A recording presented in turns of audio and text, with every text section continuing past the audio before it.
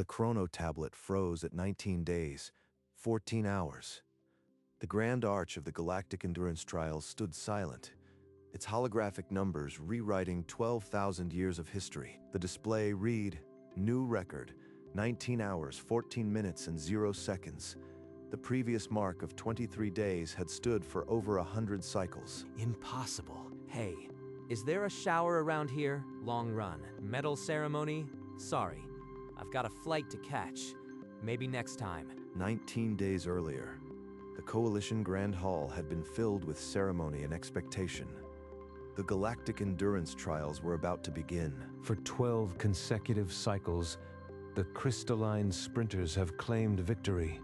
Behold your reigning champion, Valix, and as a gesture of goodwill, Earth enters its first competitor, Eric Vance. The starting line stretched across the scorching Sirius dunes. Twin suns beat down as the runners took their positions. Just a coffee, nothing fancy. Let's see what this desert has. As the pack surged forward, Eric settled into an easy jog. Valix launched ahead, a blue streak against the red sands. Nice view. Almost feels like a vacation, if you ignore the heat. Survey drones tracked every heartbeat. Eric's vitals remained steady, 110 BPM, 37.2 degrees, while other racers spiked into anaerobic crisis. Not bad for field rations. A little salt, but you get used to it. When the first night fell, the other runners pushed into the dark. Eric pitched a tent and slept 8 hours. Valix's silhouette never stopped moving. A human who sleeps through the trials will not last another day. Focus on the real competitors. That's the best sleep I've had in a week. These mattresses are something else. Unnoticed by Eric, the Coalition press had begun monitoring his biometric feed with growing disbelief. Breaking. Human competitors' vitals unchanged after 200 kilometers. He stopped for a meal and slept for 8 hours. Officials demand explanation. Eric jogged on, unaware of the commotion he'd ignited. Ahead, Valix pushed his body to its limit, convinced the human would soon collapse. Eric stopped to photograph a small, iridescent creature, skittering across the sand. He pulled out a camera, framing it calmly. My daughter will love this.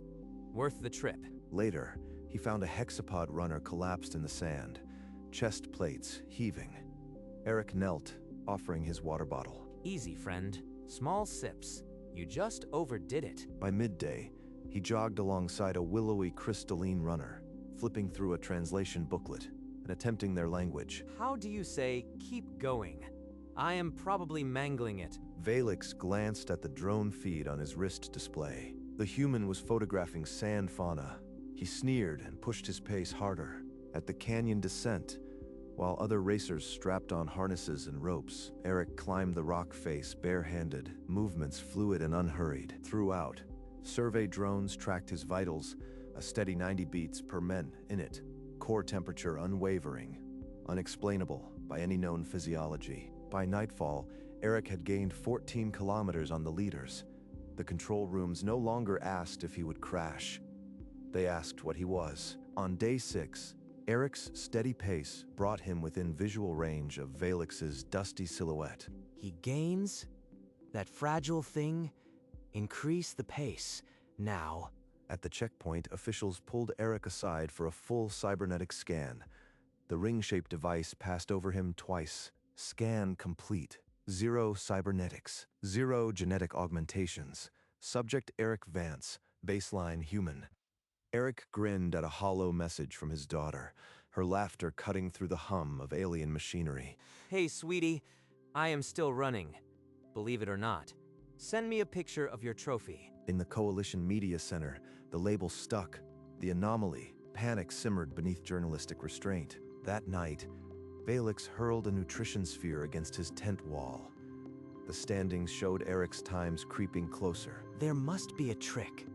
No one outlasts a crystalline sprinter. But every subsequent scan would return the same verdict. Nothing. As the course veered into razor-edged canyons, Eric rested through another full night. His tent glowed peacefully while others stumbled past in exhaustion. Best sleep of my life. Almost feel guilty. At a joint camp, He shared rations with a cluster of exhausted racers.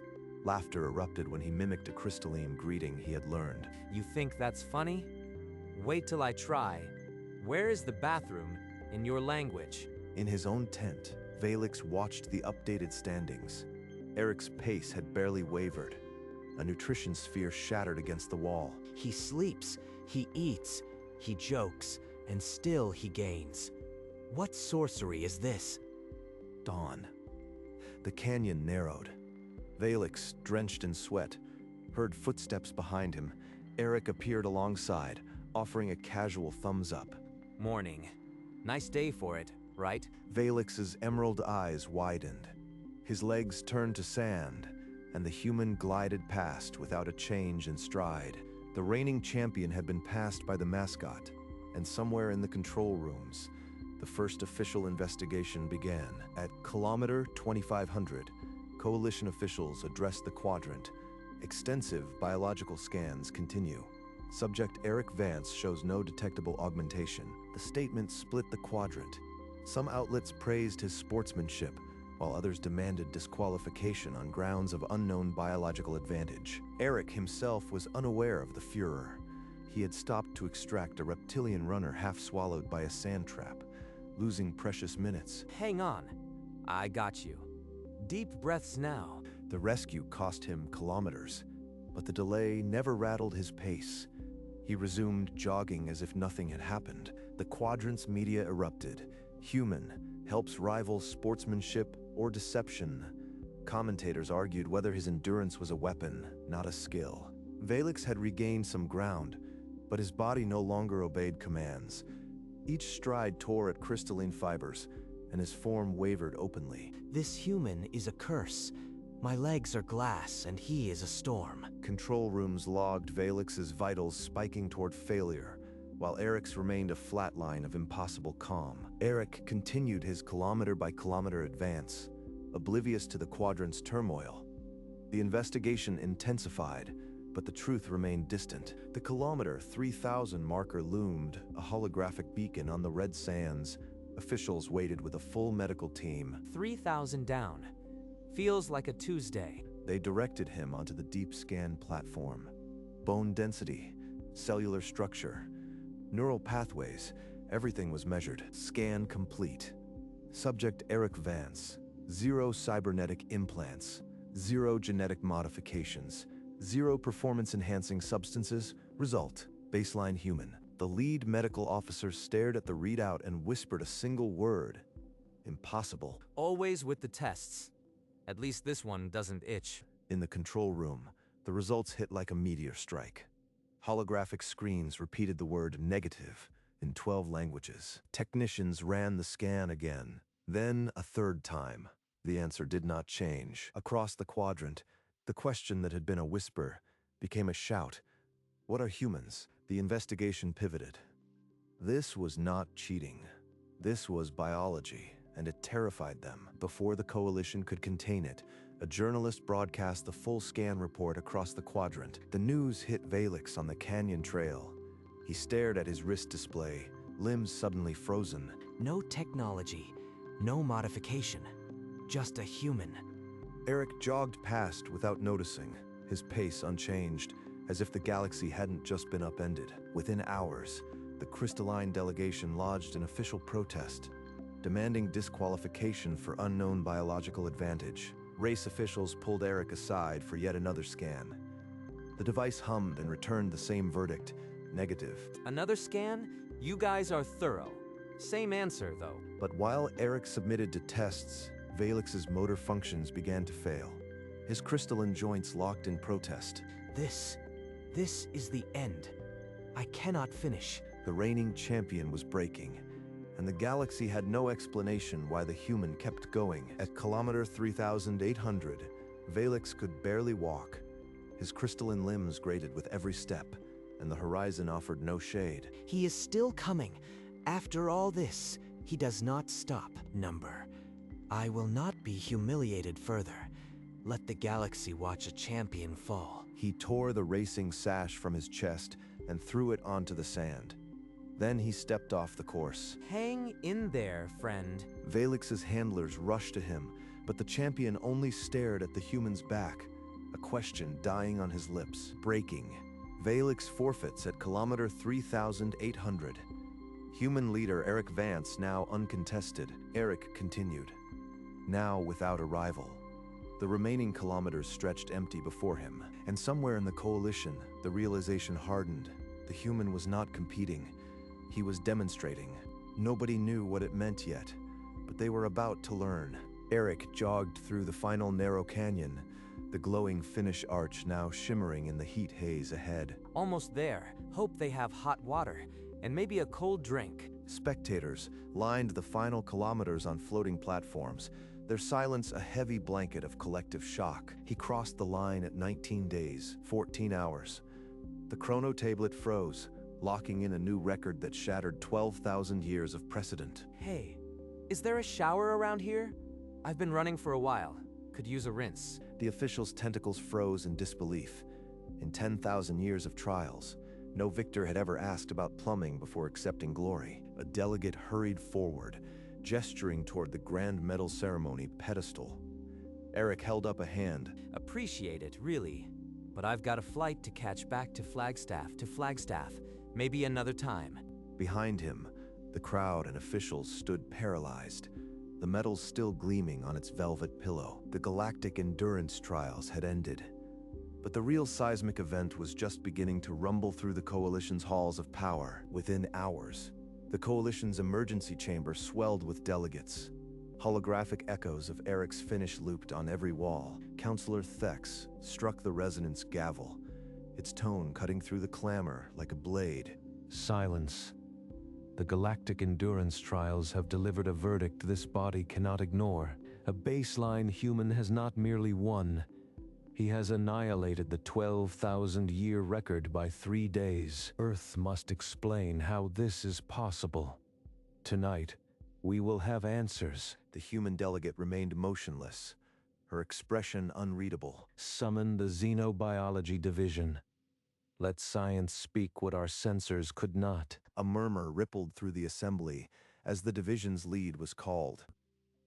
The chamber settled into a heavy silence, every eye on the main entrance, and the question that had started as a whisper now hung like a blade over humanity's future. Dr. Ayara strode into the chamber, datapad glowing. The silence was absolute. Esteemed Council, humanity did not evolve on a gentle world. Their path was forged in extreme predation and heat. A holographic globe of Earth materialized, its surface scarred with climate extremes, resource scarcity, and violent fauna. No other spacefaring species endured such evolutionary pressure. They are the product of a death world. The globe dissolved into human anatomy, every system mapped in glowing light. Thermal regulation shone brightest. Humans possess acrine sweat glands across their entire skin. They dissipate heat far beyond any known physiology. The hologram zoomed into muscle fibers, slow twitch, oxygen efficient, built for relentless repetition over days. Their muscles are not for sprinting. They are designed to sustain motion for hours, even days without failure. Unease rippled through the delegates. The word predator remained unsaid, but it pressed against every mind. Early humans did not ambush prey. They chased it until it collapsed from heat stroke. This is persistence hunting. The hologram shifted to an ancient Earth savanna. Lean hominids jogged tirelessly behind a massive antelope, its sides heaving. Endurance is not a sport to them. It is their ancestral killing method. They ran their prey to exhaustion over hours, sometimes days. The chamber was stone silent. Delegates who had mocked the human now saw a predator in his place. Humanity did not come to compete. They came to hunt. The words echoed once, then died. Counselor Thex rose, forearms steady. This council now understands. A motion to ban Earth from all coalition endurance competitions is before us. Additionally, a preliminary measure to restrict human participants from any sport requiring sustained physical output. No delegate objected. A heavy silence pressed down as the vote was formally initiated. The human delegate remained statue still, her expression betraying nothing. The fate of humanity's place in the galaxy's athletic framework hung in the balance, suspended between ancient instinct and interstellar law. The voting holograms flickered to life. One by one across the chamber, the majority of delegates signaled affirmation. Not a single voice opposed. Councillor Thex brought the resonance gavel down with a crack that silenced the chamber. The motion carries. Earth is hereby excluded from all galactic endurance trials in perpetuity. Further, under Emergency Clause 7, any coalition sport requiring sustained physical output is closed to human participation. The human delegate rose, accepting the decree with a solemn nod that said everything the council needed to know. Across the quadrant, the decree flashed onto every coalition news feed. The human record would stand unchallenged forever. No appeals, no debate. The human delegate returned to her seat, and the council moved on as though a natural disaster had been categorized. Dr. Ayara closed her datapad. Her testimony had tipped the scales irrevocably. The galaxy's athletic framework had been rewritten in a single session, and the human who caused it was still in transit, unaware. The ban was final. The myth of human endurance had become interstellar law, and nothing would reverse it. Eric touched down on Earth, the news of the ban trailing him like a shadow he never turned to see. He walked into his modest home, set down his bag, and pulled the trials medal from its travel case. The medal clinked softly as he placed it on a dusty shelf, right beside a small, plastic third-grade trophy. There you go. Looks about right. His young daughter padded into the room, drawn by the glint of something new on the shelf. She pointed at the medal, her head tilted in silent question. Just something I did once, sweetie. Nothing special. That trophy next to it is the real prize. He shut the glass door, and the medal sat among the mementos of a normal life. Outside, the galaxy debated his existence. But inside this home, he was just Dad. Eric opened a coffee shop on the corner of Oak and Pine, calling it the Finish Line. He never mentioned the race. Behind the counter, he poured lattes and steamed milk, his running shoes tucked under the register. A local reporter approached, notepad hovering. The Galactic record holder. Here, Past life. Coffee's better here. he wiped the counter and moved on, as if the question held no weight. An alien customer, a small, spindly being, sipped a chai and pointed at the medal on the shelf. That old thing? It's next to the good one. The customer's gaze shifted to the plastic third-grade trophy, and their mandibles clicked in confusion. That's the one that matters. The galaxy's greatest endurance symbol sat in a coffee shop, next to a child's trophy, and Eric wouldn't have it any other way. The sun crested the pines as Eric began his morning jog along a familiar forest trail. His breathing was easy, rhythmic. Behind him, a coalition documentary crew crashed through the underbrush, a floating recorder bobbing wildly. Mr. Vance, please, just a few words for the official documentary. We've been trying for weeks. They want the secret. There is no secret, just ancient instinct. Eric kept his pace steady, a gentle lope that would have left most species gasping within minutes. Slow down, please. We can't keep up with you. It's like you are not even trying. Just a light jog. Keep up if you can. The crew's legs gave out one by one, collapsing onto the pine needles as Eric's figure dwindled. He's barely winded. It's like watching a ghost. The drone wobbled and fell, recording static.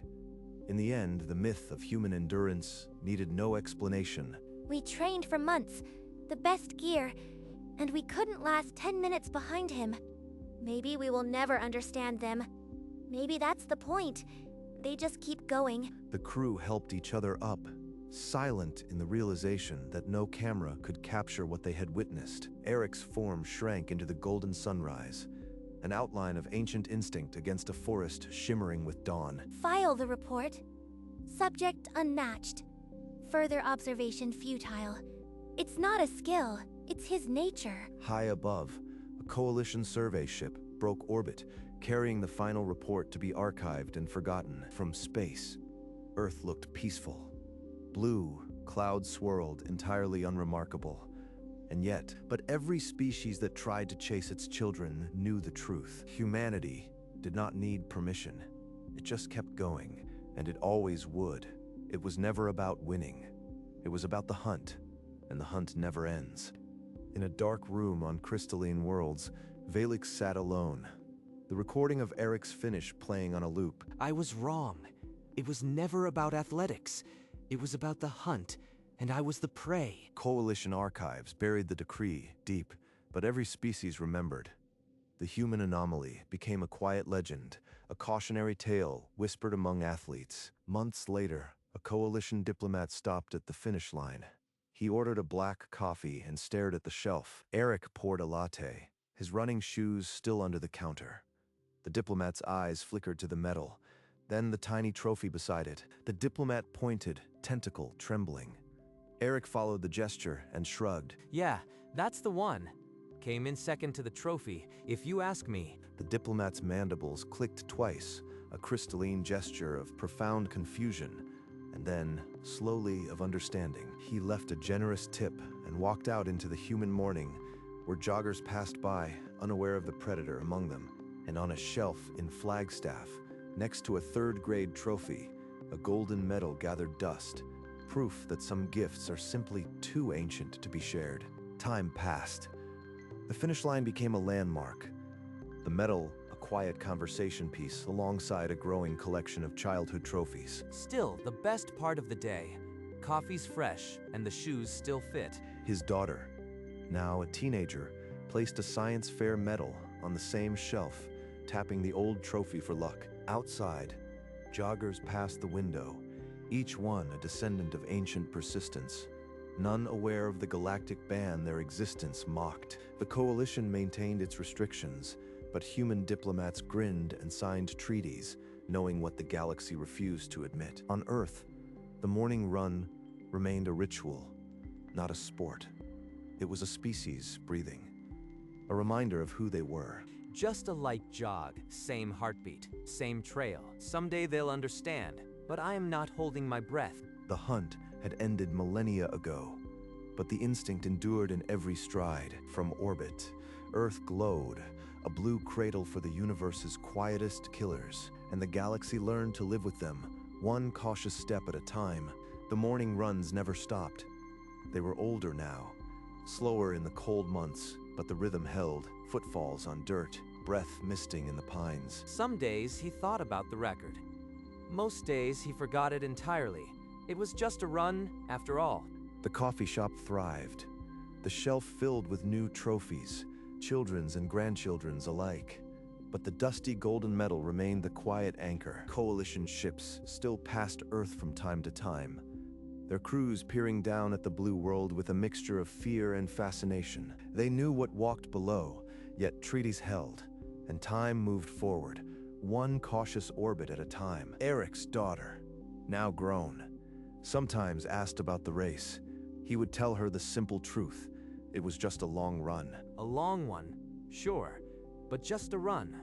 The real records are the ones that matter to you. She never quite believed him, but she understood more than he realized. The instinct was in her, too. Each morning, the sun rose over the pines, and a human jogged into it, a reminder of what the galaxy feared and admired and could never outrun. The ban remained, but the hunt never ended. It simply became routine. Eventually, the morning jog took new legs, a granddaughter in Eric's worn tracksuit, laughing at the effort, unaware of what she carried. The finish line had become a pilgrimage site for the curious, but Eric still served coffee with the same old shoes under the counter. On the shelf, the golden medal had been joined by a new, tiny trophy. First grade 5K fun run. Eric's smile when he placed it there lasted a full day. The Coalition archives eventually added a footnote. The Vance occurrence. Observed, not fully understood. It was the highest compliment they could give. And so, the blue cradle kept spinning, its children chasing sunrises without ever knowing they were the galaxy's quietest hunters. One morning after the coffee, but before the run, Eric paused at the edge of the trail and looked back at the town below. Not bad at all. He turned and began his jog, a slow, steady rhythm that had outlasted champions and councils and the memory of the stars themselves. The galaxy had banned his species from competition, but they could never ban the hunt. It was never a sport. It was proof of life, and life, by its nature, keeps going.